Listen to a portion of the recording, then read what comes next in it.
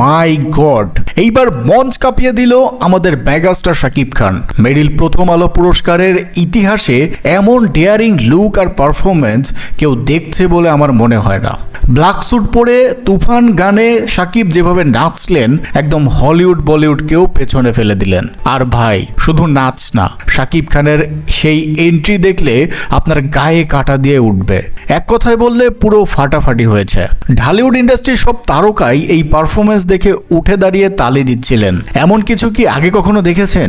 শুধু তাই নয়, শাকিব খানকে এই ইভেন্টে দেওয়া হয়েছে বিশেষ সম্মাননা, যার মাধ্যমে প্রমাণ হয়ে গেল তিনি এখনো ঢালিউডের রাজা। বলিউডের আইফা অ্যাওয়ার্ডের মতোই ঝলমলে গ্ল্যামার্স ও হাই লেভেলের আয়োজন ছিল এই বছরের প্রথম আলো পুরস্কার। আর সেই মঞ্চে শাকিব খানের রাজকীয় কামব্যাক, ভাই এক কথায় লেজেন্ডারি। তো ভাই, আপনি বলুন তো, শাকিব খানের এই পারফরমেন্স দেখে আপনার কাছে কেমন লেগেছে? কমেন্টে জানিয়ে দিন। আর সাবস্ক্রাইব না করলে এমন রিয়েল স্টারডম কিন্তু মিস করবেন।